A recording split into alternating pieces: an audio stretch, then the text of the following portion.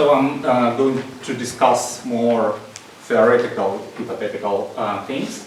So we start with the typical diagram to remind you how it looks like.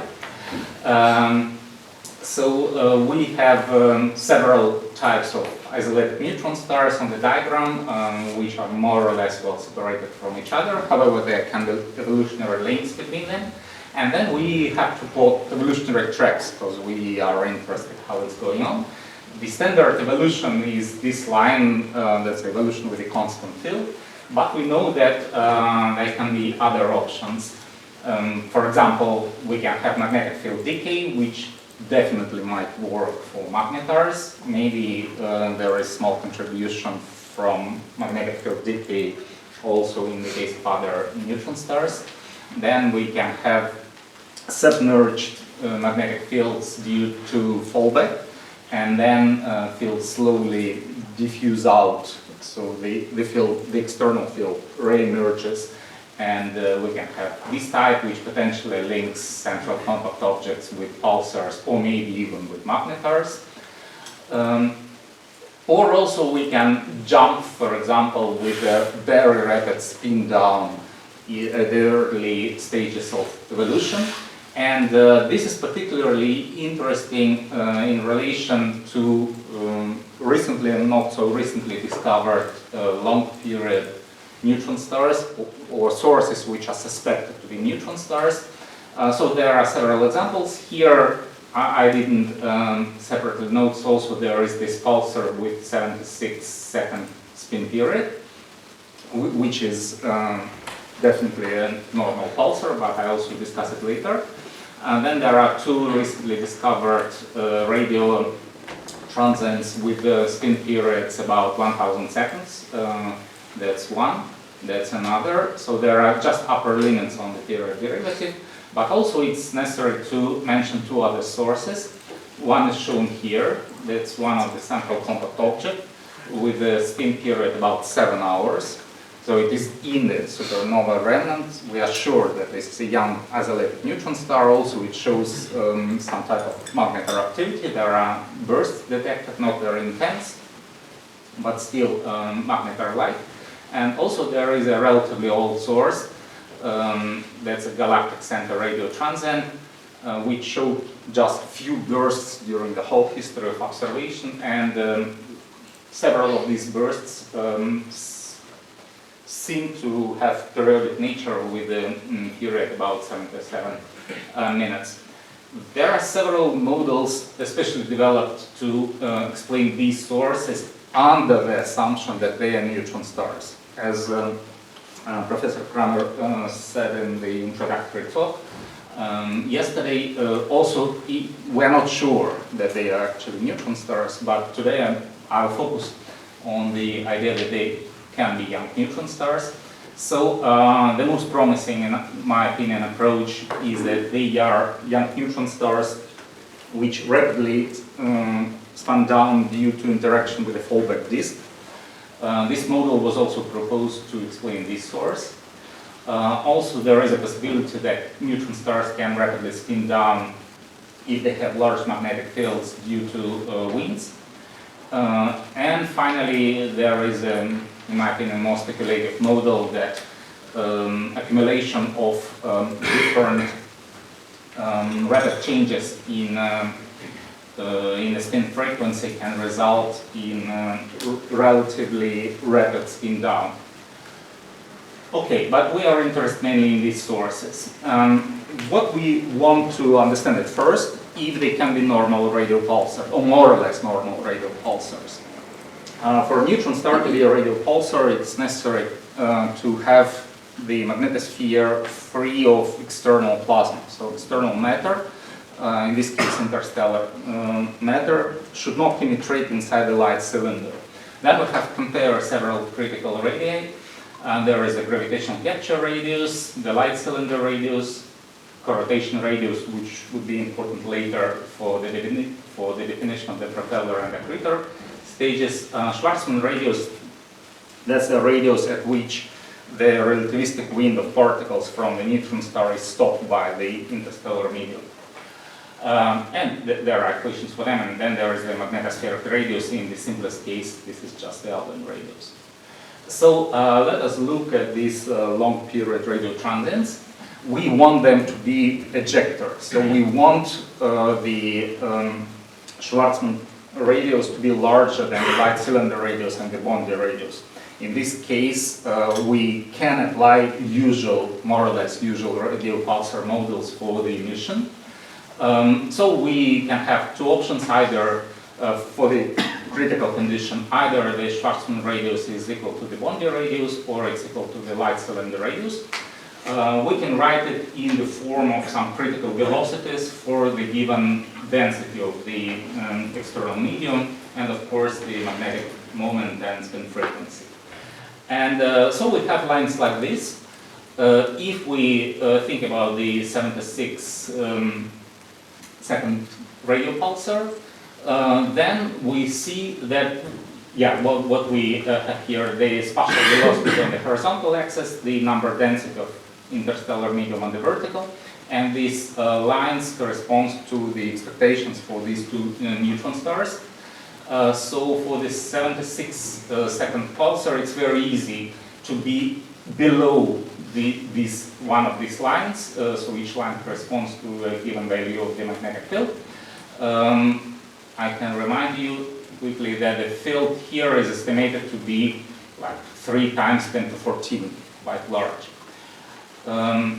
But for the case of 1000 second radio transients, it's much more difficult to be below the line. We need really huge fields, so that's 10 to 15, that's 10 to 16, and still not for all values of the velocity you're below the line. So it's very difficult to be an ejector for these sources, so maybe normal radio pulsar models would not be applicable for them. So in some sense, this is an indirect argument in favor. No, don't try. Sorry. An indirect argument in favor of the claim by Michael Cramer that they are not neutron stars. At least they are not normal radio pulsars.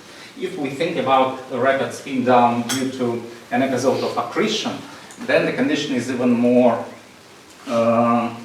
problematic, because we need to make an inverse transition from accretor to the propeller, then to ejector. This is more difficult to do, and here restrictions are even more strong. So again, let's look at this source, 10 to 15, 10 to 16. So for reasonable velocities, about a few hundred kilometers per second, for example, we are always above the line. So it's very difficult for them also to make the inverse transition. So the intermediate conclusion here is that for these radio transients to be normal radio pulsars, it's necessary to have very large magnetic fields, which is problematic because such large fields might decay rapidly. Then we're interested what can happen with these stars in future. Still suppose that they are neutron stars and they emit somehow. They should continue to spin down, and as it was suggested long ago, in principle they might start to accrete matter from the interstellar medium. So that's very interesting to find isolated accreting neutron stars, because that's the only way to probe long-term evolution of isolated neutron stars. We know millisecond pulsars in binaries, which are very old, but their evolution was significantly influenced, determined even by the companion. We are interested how neutron stars evolve by themselves without significant external influence. So we want to find these accretors, and the most problematic stage is the stage of propeller, because we do not know how a neutron star spins down when a rapidly rotating magnetosphere interacts with the external matter. So we try different models, and they roughly can be separated in two parts: rapid propellers and slow propellers. So for rapid propellers, long period neutron stars, so here we used initial spin periods, about 100 seconds. Rapid propellers all become accretors relatively quickly. Oppositely, slow propellers cannot become accretors for reasonable velocities during the galactic lifetime. And it would be very interesting to probe, it can be done in binary systems, for example, that to probe how propellers operate in realistic conditions. So finally, we still hope that long-period neutron stars finally would evolve to become accreting isolated neutron stars. That's much easier for those neutron stars which have long initial spin periods and large magnetic fields. Even it's not so important how rapidly these fields decay if the initial spin period is very long. And finally, in the last minute, I want to show the final slide, the last slide. People discuss different opportunities how we can obtain slowly rotating but young-looking, say, neutron stars. And there is potentially another channel, that's evolution in a binary system. So we know that for massive binaries, there are lots of accreting neutron stars in binary systems with periods about a few hundred or even a few thousand seconds. So if you imagine that the companion just explodes right now, then we have a kind of newborn neutron star, but it starts with a long spin period. However, the situation is very tricky in binaries, because if you have accretion, then the system might be relatively tight. And in this case, the further evolution of the companion prior to the supernova explosion can result in the common envelope stage, or even they can become Thorne-Jeff objects, in which a neutron star is engulfed by a red giant or a red supergiant.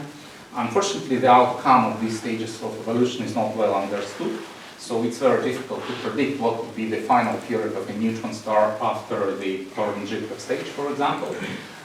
So we are trying to find channels which can produce long periods neutron stars, and this is kind of example. That's a period evolution, so the vertical axis is period, horizontal axis is time. So in principle, if you explode the companion in a proper time, you can produce a long period young-looking neutron star, which potentially can resemble those long period radio transients. Okay, so I'll stop with my conclusions. Thank you.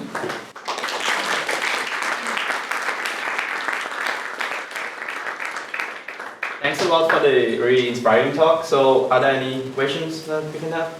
Okay, Pranav, please. I wanted to ask about you mentioned that if you start a neutron start spinning at a very low period or high period, then you can essentially start aggregating matter from the ISM.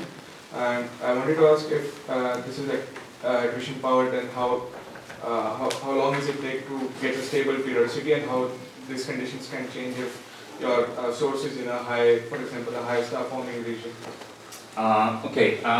We calculated spin evolution for, say, normal neutron stars, for normal ISM. So for density about 1 particle per centimeter. Of course, if you have large external density, spin down the accretor stage would be more rapid. So then it depends on the field, how rapidly the neutron star is coming down. An interesting thing is, finally it reaches a kind of separation period because there is turbulence in the interstellar medium. You can think about it another way around. If you take an absolutely non-rotating neutron star, put it in the interstellar medium, then due to turbulence it will start to rotate slowly. We are going from the other side, but still there is a very long separation period. It can reach days, for example, even longer. In optimistic cases, these critical periods can be reached in 100 million years. But for really rapid evolution, if propeller is very slow, then it's not reached during the galactic time. If you put for a long time a neutron star in a high density environment, then it can be faster, but it's very difficult to fix it there for a billion years. I think we have to continue the questions in the afternoon, or maybe you can scan that, or maybe you can talk during the break.